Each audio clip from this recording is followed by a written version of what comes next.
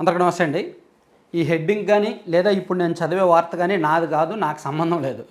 Great Andhra అనే వెబ్సైట్లో రాశారు.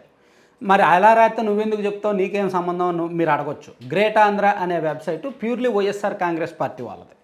అది వెంకటరెడ్డి గారిది. వెంకటరెడ్డి గారు జగన్మోహన్ రెడ్డి గారు వీరాభిమాని, వైఎస్ఆర్ కాంగ్రెస్ పార్టీ శ్రేయోభిలాషి, వైఎస్ఆర్ కాంగ్రెస్ పార్టీలో కీలకంగానే పనిచేశారు. మొదటి నుంచి కూడా గ్రేట్ ఆంధ్ర వైసీపీ కోసమే పనిచేస్తోంది. కానీ వాళ్ళు ఏం రాశారంటే, మీరు పక్కన కూడా మేము చదివే ఉంటారు, వైఎస్ఆర్సీపీని విడిచిపెట్టని శనేశ్వరుడు అని సజ్జల రామకృష్ణారెడ్డి గారి ఫోటో వేసి ఒక పెద్ద వార్త రాశారు. వీళ్ళు రాసిన సారాంశం ఏమిటంటే, రామేశ్వరం పోయిన శనేశ్వరం వదలలేదన్న చందంగా వైఎస్ఆర్సీపీ రాజకీయ పరిస్థితి తయారైంది.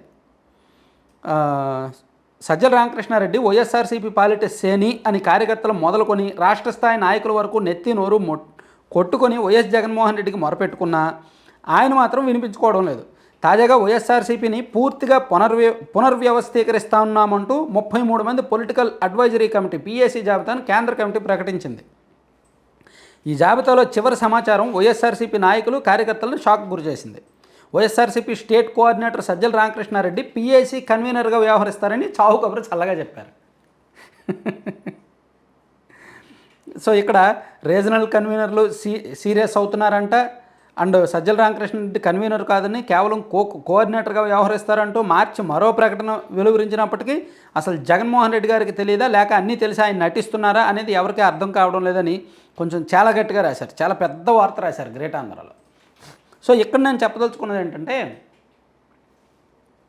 ఇక్కడ నిజంగా గ్రేట్ ఆంధ్ర వైసీపీ ఓడిపోయిన తర్వాత సూక్ష్మ పరిశీలన చేయడం ప్రారంభించింది.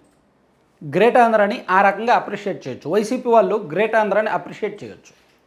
ఎందుకంటే పార్టీకి అనుకూలంగా ఉన్నంత మాత్రాన పార్టీకి భజన చేయాలని లేదు. పార్టీలో లోపాలను, సంస్థాగత లోపాలను చెప్పడంలో తప్పు లేదు. అదే గ్రేట్ ఆంధ్ర చేస్తోంది. పైగా వైసీపీ అధికారంలో ఉన్నప్పుడు ఈ గ్రేట్ ఆంధ్రాకి పోటీగా ఉన్న ఐ డ్రీమ్ వాసుదేవరెడ్డి గారికి పార్టీ నామినేటెడ్ పదవులు ఇచ్చింది, భారీగా ప్రాజెక్టులు, పనులు అవన్నీ ఇచ్చింది. ఆయన బాగా లబ్ధి పొందారు. గ్రేట్ ఆంధ్రాతో పోలిస్తే ఐ డ్రీమ్కి తక్కువ వ్యూయర్షిప్ ఉంటుంది. గ్రేట్ ఆంధ్ర అనేది ఎప్పుడో 2005, 2006 నుంచి ఉంది. ఐ డ్రీమ్ మధ్యలో పుట్టుకొచ్చింది. కానీ వాళ్ళు జగన్మోహన్ రెడ్డి గారికి సన్నిహితులుగా మారి భారీగా లబ్ధి పొందారు వైసీపీ ఉన్న అధికారంలో ఉన్న 5 ఏళ్ళు. సో వాళ్ళకి లబ్ధి చేకూర్చడంలో సజ్జల రామకృష్ణారెడ్డి గారు కీలక పాత్ర పోషించారనేది వెంకటరెడ్డి గారు కాస్త నొచ్చుకున్నారేమో బహుశా. అందుకే వెంకటరెడ్డి గారు అడపదడప సందర్భం వచ్చిన ప్రతిసారి కూడా జగన్మోహన్ రెడ్డి గారి శ్రేయోభిలాషిగానే ఉంటూ, వైసీపీ మంచిని కోరుకుంటూ, జగన్మోహన్ రెడ్డి గారి మంచినే కోరుకుంటూ, సజ్జల రామకృష్ణారెడ్డి గారికి సంబంధించి ప్రతి సూక్ష్మమైన అంశాన్ని చాలా స్ట్రాంగ్గా రాస్తుంటారు గ్రేట్ ఆంధ్రాలో. సో అలా మరి ఇప్పుడు వైసీపీ లోపాలు చెప్పిన వాళ్ళందరినీ ఎల్లో మీడియా అంటారే. సో గ్రేట్ ఆంధ్ర కూడా ఎల్లో మీడియానా? గ్రేట్ ఆంధ్ర వైఎస్ఆర్ కాంగ్రెస్ పార్టీలో తప్పులు చెప్తోందే, వైఎస్ఆర్ కాంగ్రెస్ పార్టీలో సంస్థాగత నిర్మాణ లోపాలు చెప్తోందే. సో అది కూడా ఎల్లో మీడియానా?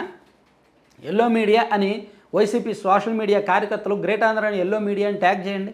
అప్పుడు వాళ్ళు చూపిస్తారు ఏంటనేది, వాళ్ళు ఏ మీడియాను. సో ఒక రకంగా మన తెలుగు రాష్ట్రాల్లో డిజిటల్ ప్లాట్ఫామ్స్లో ఈ వెబ్సైట్లలో హయ్యెస్ట్ వ్యూవర్షిప్ ఉన్నది గ్రేట్ ఆంధ్ర. అంటే మెయిన్ స్ట్రీమ్ మీడియా ఈనాడు, సాక్షి, ఆంధ్రజ్యోతి వీళ్ళ మెయిన్ స్ట్రీమ్ మీడియాలు పక్కన పెట్టేస్తే ఓన్లీ డిజిటల్ మీడియా వెబ్సైట్లలో వార్తలు వచ్చే దీనిలో చూసుకుంటే గ్రేట్ ఆంధ్ర వ్యూవర్షిప్ బాగానే ఉంటుంది. టాప్ 5లో ఖచ్చితంగా ఉంటుంది. సో మరి వాళ్ళని ఎల్లో మీడియా వీళ్ళు ఎలాగా రాస్తారు, వైసీపీ మీద పక్కన పెట్టేస్తారా, లేదా ఆయన చెప్పింది సీరియస్గానే ఉంది, మంచి పాయింట్ అని చెప్పి పట్టించుకుంటారా? ఒకసారి ఆలోచించుకోవాలి వాళ్ళు. Thank you.